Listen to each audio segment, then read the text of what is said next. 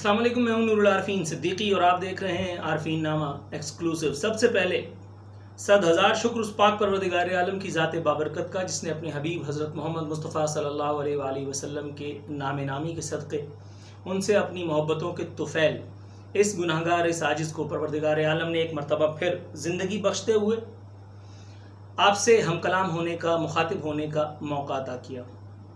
ان تمام دوستوں، احباب، اعزاء، چاہنے والوں کا، ویورز کا بہت مشکور ہوں، شکریہ ادا کرنا چاہوں گا یہاں سب سے پہلے کہ جو میرے لیے، میری خیر و عافیت کے لیے پریشان رہے، جنہوں نے مجھ سے رابطہ کیا، کسی نہ کسی ذریعے سے اپنی تہنیت مجھ تک پہنچائی، ٹیلی فون کالز کی۔ کچھ ٹیلی فون کالز لے سکا، بہت ساری نہیں لے سکا، کچھ پیغامات کا جواب دے سکا، بہت ساری پیغامات کا جواب بھی نہیں دے سکا۔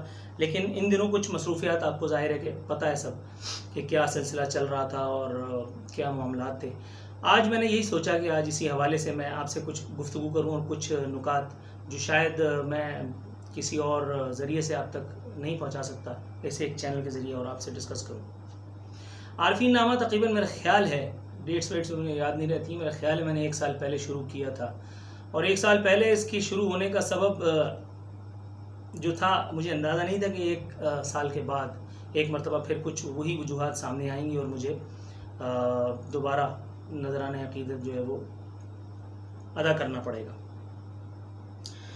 نور العارفین پر قاتلانہ حملے کی ضرورت کیوں پیش آئی؟ ظاہر ہے کہ میرے علاوہ اور کون ہے اس نے سب سے زیادہ ڈینٹ کیا ہے، میرے علاوہ اور کون ہے اس ایک وقت میں بھی، اور یہ میں اپنے آپ سے نہیں کہہ رہا، اپنے منہ سے نہیں کہہ رہا، اپنی خود جس کو کہتے ہیں 27 سے کام نہیں لے رہا۔ انٹرنیٹ میرا خیال ہے میرے دعووں کی توثیق کے لیے آپ اگر رجوع کریں تو شافی آپ کو جواب مل جائے گا۔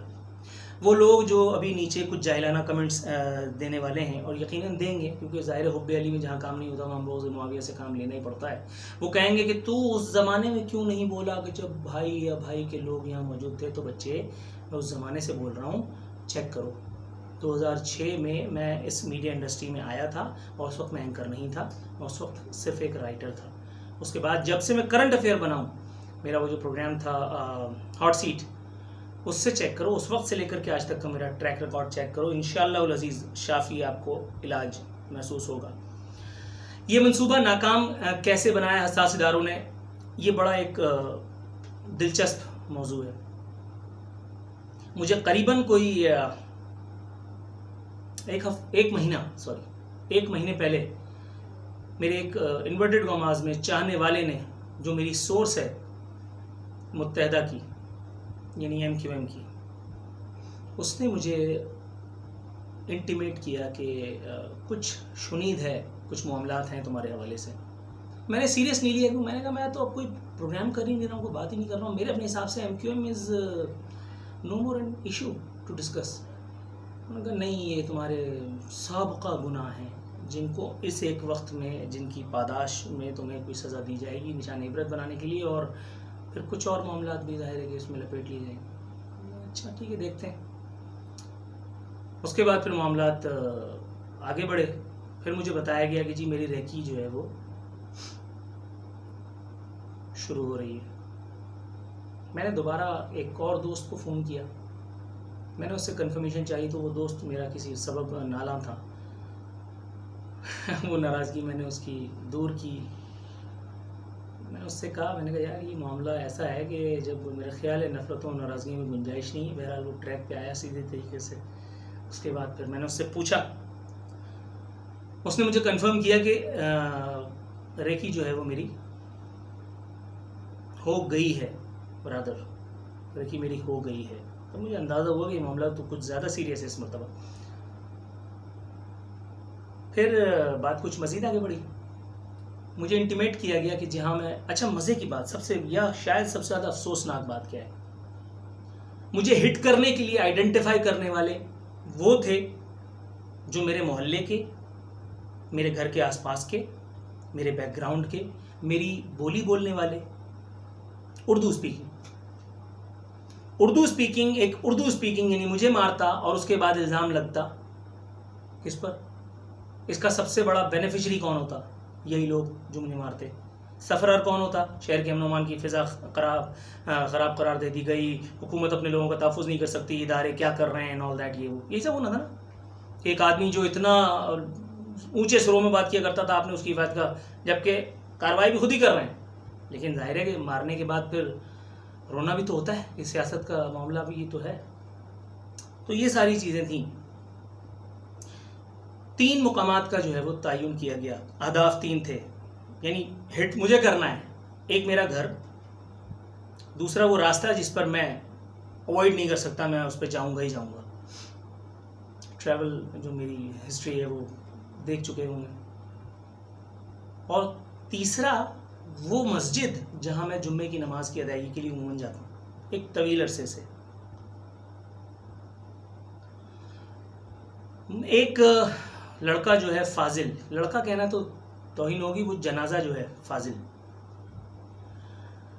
وہ میت گاڑی مسجد پہنچی، اور مسجد پہنچنے کے بعد اس نے جو ہے وہ جو طریقہ کار تھا میں آپ کو وہ بتاتا ہوں کہ اس نے مسجد سے، جب وہ مجھے دیکھ لیتا تو اس نے مسجد سے انٹیمیشن جاری کرنی تھی رضوان کو. رضوان چکنا بھی کہا جاتا ہے. آپ کے پیروں تلے زمین نکل جائے گی کہ یہ رضوان کون ہے. رضوان میری اپنی گاڑی کی اگلی نشست پر بیٹھ کر کے 2-3 مرتبہ میں اس کو مختلف جگہوں پر چھوڑ چکا ہوں، اور پھر بھائی میں وہاں جا رہا ہوں، مجھے وہاں چھوڑ دیجیے، وہاں چھوڑ دیجیے، ایکسیٹرا ایکسیٹرا. بلکہ ایک مرتبہ مجھے یاد آیا، ایک مرتبہ ایسا بھی ہوا تھا کہ جب میں پیدل تھا، جب میں بسوں میں سفر کیا کرتا تو اس نے مجھے اپنی گاڑی میں مجھے میرے دفتر چھوڑا تھا. یہ اتنا قریب یوں سمجھ لیجیے آپ، دوست یار تو نہیں کہہ سکتا، مطلب واقف کار. اور واقف کار سہولت کار کب بن جائے نہیں پتہ چلتا، نہیں معلوم ہوتا. رضوان چکنے کو اندر مسجد میں بیٹھا ہوا فاضل جب انٹیمیشن دے گا کہ عارفین مسجد میں داخل ہو گیا ہے، تو رضوان چکنے کے فرائض منصبی دیکھیے. اس نے وسیع اللہ کو کنفرم کرنا ہے کہ آؤ ٹھوک دو. رضوان ہوٹل پہ، ظاہر ہے کہ وہاں ایک چائے کا ہوٹل ہے، ہوٹل پہ دنیا بیٹھی ہوتی ہے، کوئی کسی کو کب نوٹس کرتا ہے. ہوٹل پہ چائے پیتے پیتے اور آپ نے کنفرم کر دیا کہ آ جاؤ، کار خیر انجام دو، چلے جاؤ. میں مسجد سے باہر نکلوں گا اور مسجد کے باہر ہی مجھے گیٹ پہ ٹھوک کر کے اور آپ گھر جا کے چائے پئیں گے. اور جنازے پہ آ کر کے لوگ جو ہے وہ منافقت، جن کی روزی ہے، وہ آ کر کے منافقت کریں گے کہ بڑا بہادر بچہ تھا اور شہر کی آواز تھا اور ہم یہ کریں گے اور وہ کریں گے، اور کوئی نہیں کرتا کچھ بھی. لیکن جب میرے رب کو یہ منظور نہیں تو پھر آپ کی پلاننگ گئی جہنم میں. ظاہر ہے کہ کافی عرصے میں پھر اس مسجد سے میں اجتناب کیا. میں نے جمعے کی نماز دیگر مساجد میں پڑھی. دوسرے ہفتے میں یہ سارا معاملہ قریب اوپن ہو چکا تھا. کنفرمیشن باقی تھی جو آئندہ آنے والے کچھ دنوں اور کچھ گھنٹوں میں ہوئی. اس کے بعد پھر آخر میں پہلے 2 مستحقین کو، اس کے بعد پھر آخری میں جب تیسرا مستحق آیا ہاتھ تو اس کے بعد پھر کنفرمیشن ہوئی کہ جی ہاں یہی لوگ ہیں اور یہ سارے معاملات ہیں. یہاں 2-3 چیزیں ہیں جو مجھے اب کچھ یاد آیا ہے اور جو میں نے آگے شیئر بھی کیا ہے. یہ 3 لڑکے صرف نہیں ہیں، یہ 3 نہیں ہیں. کچھ لوگوں کے نمبرز تو میرے موبائل میں بھی ہیں. آج میں نے ٹرائی جب کیا تو کنفرمیشن ہو گئی کیونکہ سب نے اپنے موبائل بند کیے ہوئے ہیں. جو رضوان کے آس پاس ہوتے ہیں، جو فاضل کے اٹھنے بیٹھنے والوں میں ہیں، یا وسیع جہاں اٹھتا بیٹھتا ہے، یہ سب میرے قریب پاس کے ہیں. یہ سب وہی بولی بولتے ہیں جو میں بولتا ہوں. بھیا لوگ ہیں، سب مٹر میں ہیں میری طرح. فرق صرف اتنا ہے کہ گمراہ کر دیے گئے ہیں. بہرکیف میں کھٹک کیوں رہا ہوں؟ صرف اس لیے کہ میں تمہارا ایجنڈا ٹو نہیں کرتا. تم مجھے پنجابی اسٹیبلشمنٹ کا آلہ کار تے فلانا تے ٹھکانا، یہ سب کہتے ہو، بھگتے رہو بھوکتے رہو. آج سے کہہ رہے ہو، کب سے کہہ رہے ہو، کہتے رہو.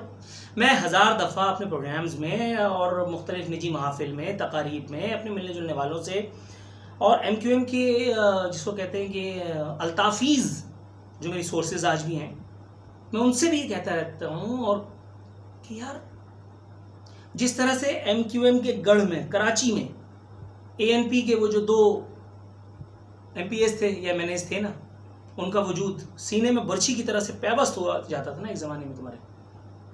یا تھوڑا سا اور اگر اس کو ایکسپینڈ کریں تو جس طرح سے عرب ریاستوں کے بیچ میں اسرائیل کا وجود ہے نا، آنکھ میں چبھتا رہتا ہے اور نکلتا بھی نہیں ہے، اسی طرح سے تمہاری ویسینٹی میں، تمہاری لوکیلٹی میں، تمہاری ویسینٹی میں، تمہارے علاقے میں ہوں.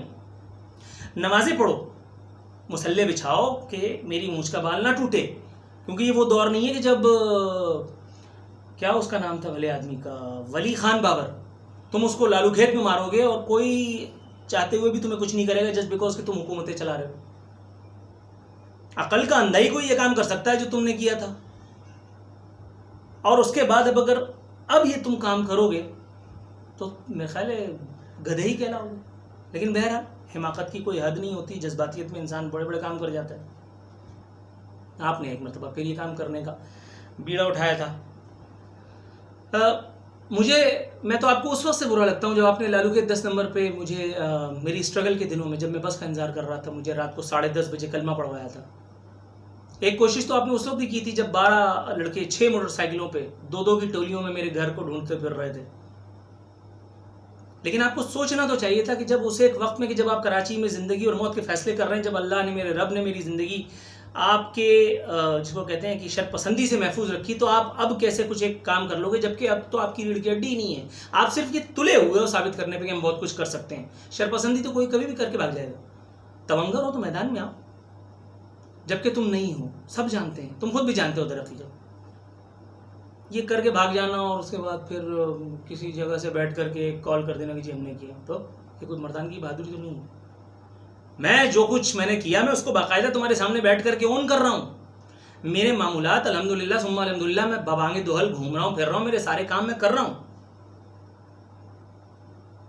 I have a family to feed. I have some responsibilities, certain responsibilities to perform. وہ کر رہا ہوں، کرتا رہوں گا. میں آج بھی اگر میٹھا بولنے لگوں تو میں سب کو اچھا لگنے لگوں گا. میں سب کو برا لگتا ہوں یا زیادہ تر کو برا لگتا ہوں تو اس کی کوئی نہ کوئی وجہ تو ہے نا.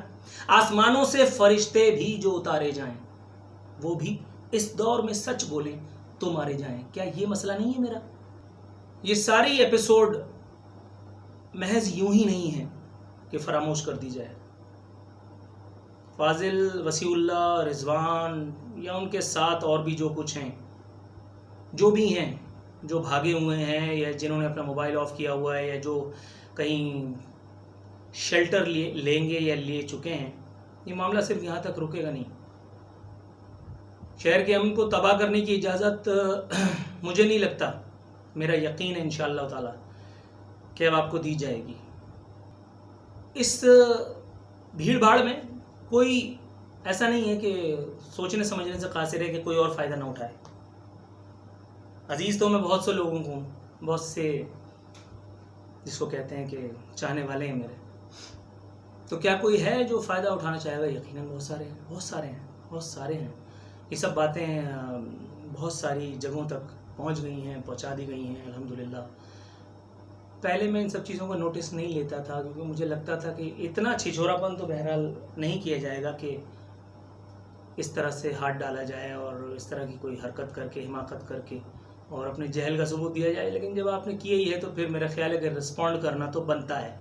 ایک اچھا کام اللہ تعالیٰ نے مجھ سے بہرحال کرا لیا ہے. کس نے مجھے کب کہاں کیا پیغامات دیے ہیں، کیا تھریٹس مجھے تھیں، کیا تھریٹس میں ایکسپیکٹ کر رہا تھا، کیا تھریٹس ماضی میں کس نے مجھے دی ہیں، سب کچا چٹھا میں دے چکا ہوں. انفیکٹ چلیے بتا ہی دیتا ہوں، ایک کام میں اور بھی کر چکا تھا. ایک ویڈیو میں تیار کر چکا تھا، ایک ویڈیو میں تیار کر کے اور دے چکا تھا. میں اپنے گھر والوں کو بتا چکا تھا. وہ ویڈیو میری آخری ویڈیو ہوتی مگر میرے رب کو منظور نہیں تھا ثم الحمدللہ، تو اس لیے ایسا ہوا نہیں. سچ شکر پاک پروردگار عالم کا کہ اس نے ایسا کوئی حادثہ رونما نہیں ہونے دیا. بلیو یو می، میرے ساتھ کچھ ہوتا اس کے بعد وہ ویڈیو بہت سارے لوگوں کو کھا جاتی. قسم ہے اس پروردگار عالم کی ذات کی. مردہ عارفین زندہ عارفین سے زیادہ خطرناک ثابت ہوتا. وہ سب جو ادھر ادھر بل میں دب کے بیٹھے ہیں، وہ سب جو ادھر ادھر اپنے نام کے ساتھ ادھر ادھر کے لاحقے لگا کر کے اور اپنے طور پر اداروں کو چلا رہے ہیں، بیوقوف بنانے کی کوششوں میں لگے ہیں، عوام کی آنکھوں میں دھول جھونک رہے ہیں، وہ سب چیزیں ساری میرے پاس جتنی انفارمیشن موجود تھی وہ سب متعلقہ جگہوں پر پہنچ چکی ہیں. اب آپ اپنی خیر منائیے.